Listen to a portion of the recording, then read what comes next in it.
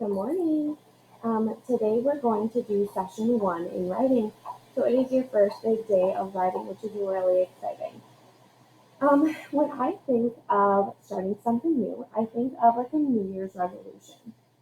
And what that is, if you don't know, is adults and a lot of kids on New Year's, which is December 31st into January 1st, they think of a resolution to do to change and be better for the new year. A lot of adults have resolutions of losing weight or working out more or making sure that they meditate or do certain things like that. And a lot of kids have resolutions of getting more A's in school, listening to their parents, making their bed every day. We're going to actually make a resolution today or like a goal for our writing. So I know it was a long time ago. But we're going to go back and think about when we were in second grade and how our writing was. When I'm thinking about my second grade or even third grade class, I'm thinking about all of their pieces of work. Some maybe needed to write neater to stay in the lines. Some maybe needed to use more descriptive words. Some maybe needed to work on action or talk or showing their feelings. Some might have even needed to write their date on their page. I want you to think about a good goal for your writing because later in the slideshow that you saw before, you're going to actually make your goal. And it's going to look something like this. Okay? Um, so when you're making that goal, really think of how you're going to become a better writer because it's a new year. Um, and it's like a resolution. How are you going to better yourselves to be the best you think you possibly can be? Because for Mrs. Wolf or Mrs. M, it's really important that you're doing the absolute best um, because it's only going to better yourself and it makes us really happy as well. Also, today, and usually I would set you out in big groups and we would go over all of these kids' writing. However, it's kind of difficult when you can't work with anyone. So I'm just going to show you the overall layout of this writing. Do you notice how there is a date, a heart, there's details, action, talk, feelings, punctuation, and exciting moments? This is an exemplar piece of writing. These are all third graders. So tomorrow when you start writing, keep in mind how long this looks and how neat it looks. This is a brainstorm of someone thinking of a person. And we're not reading them right now. You're going to read one of them that I chose for later. The time my mom lost her wedding ring. There's a little picture. And look at how neat that is. There's commas, end marks, capitalization, all things that we need to lock in our brain and remember from last year. Here's a brainstorm of places, which we're going to teach you how to brainstorm soon, so don't worry. The time I went kayaking.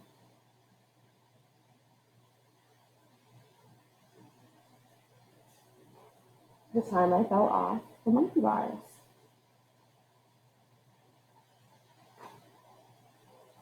The time me and my sister got tumbled by a big wave. Ooh, that sounds interesting. Look at that length on this. Look at her adding words in there. And I see some very descriptive words like smooth and fainted.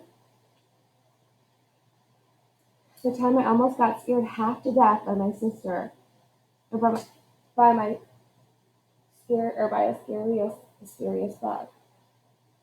So maybe not everything is spelled correctly, but that's a really good title that really hooks you in. And this is actually the one that I'm going to go over with you today in the slideshow, and you're going to read it over and tell me one thing that you like about it. So you noticed all of these different writing pieces. And you can see how there's titles, dates, descriptive words. So we're going to just take a moment to think about what is a do and what is a don't for a third grade writer. Hmm. What would be something good that a third grade writer would do? I would say fill their notebooks with true stories that tell what the writer did first, next, and after. Those words are really key words, so I always lock those in my brain. So I'm going to highlight those words. Okay? First, next, and after. Put the date on each page. Why would that be important? One important thing about that is since you're writing about narratives, there's two things. It's very cool to see when you wrote this and how much you have grown. And two, it's nice to see to keep track of your writing pieces to make sure you've gotten them done. We have first, next, after, and the date. Have the people in the story talk. Ooh. So in third grade, it's important that you see have people talking back and forth. And we will teach you exactly how to do that shortly. Write lots of sentences. Tell if the writer is in home or school. So that's the setting. Tell if writing in home or school. So we're going to write lots of sentences. Write about 1 page each day and use lots of punctuation. These are all of our do's that are really important for us to follow.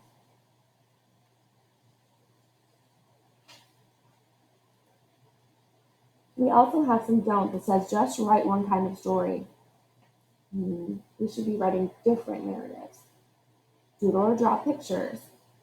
You can do that occasionally, but doing only that, we're in third grade now. Skip pages or jump all over. Oh, we are not skipping pages. You're going to see later today that when you set up your notebook, you're going to have numbers at the bottom of each page. We will go page, front to back, front to back, front to back. No skipping pages. Say it with me. No skipping pages. You will fill up this entire notebook, probably just in this unit. So skipping any sort of page is going to make you run out of pages to do for later. And then all of your stuff is going to be everywhere and it's confusing. Trust me. Erase too much. Sometimes you get frustrated with your story and you end up just erasing it all when you have some really great stuff there.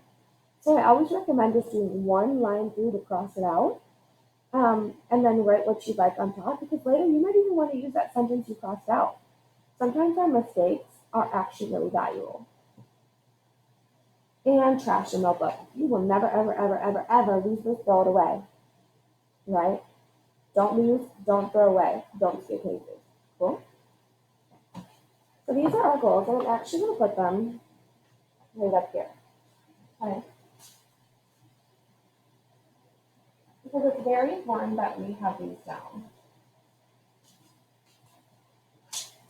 And we're going to be reminded of these do's and don'ts. Okay? So you're going to be making a goal. You're going to be looking at Rebecca's writing later in the slides. And then we have a checklist. So in your notebooks, when you get back, Mrs. M and I are going to make checklists to print off for you. Okay? It's very challenging for you to see or have these in person because we can't print them and deliver them to everyone's house. So we're just going to have to go with the flow. We're going to start with grade 2 writing because that's where we left off. Okay? But we want to keep the end in mind. The end in mind is eventually being grade 4 writing. Okay?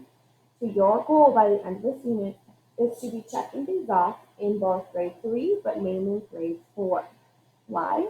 Because Miss M and I, we have very high expectations for you, and we want to set you up for success for later in your education. So grade 2 writing. This is what you're going to need to have to be able to write tomorrow. So we're going to go over it to keep that in mind, and we're going to review it again tomorrow. Does this look familiar from last year? It says, I wrote about one time when I did something. I thought about how to write a good beginning and choose a way to start my story. I chose action, talk, or setting that would make a good beginning. I told the story in order using words such as when, then, and after. I chose the action, talk, or feelings that would make a good ending. I wrote a lot of lines on a page and wrote a lot across the pages. I tried to bring my characters to life with details, talk, and actions, really important for an interesting story. I chose strong words that would help readers picture my story. To spell a word, I used what I knew about spelling patterns. I spelled all the words correctly and used the words wall to help figure out how to spell other words. That was going to be challenging because you don't have that word wall at home. I used quotation marks to show what characters said. And when I use words such as can't and don't, I use the apostrophe. This is all second grade stuff that you should have mastered. However, we're going to start with this in mind. So keep all of this in mind, lock that in your brain right now. Because when you look at Rebecca's writing, shortly after you watch this video, I want you to compare the two.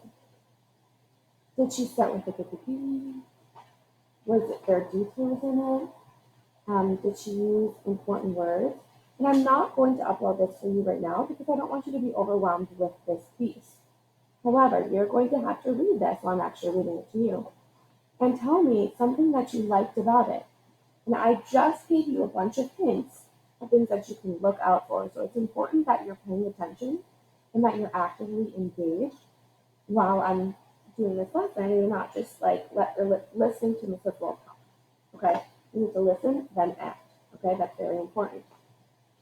So I'm going to click this checklist up here because tomorrow you're actually going to be writing 30 minutes. Holy guacamole, right? I haven't done that all summer. But you can do it. And then we're going to compare some of your writing to some of other third grade writing that they've already done. So our focus today is to create a goal or set up the beginning of your writer's notebook and to make a cover. And all of that is going to be in the slides that you took this from. Each one is a link, so click on it, okay? If you have any questions, please reach out to your homeroom teacher. Happy writing!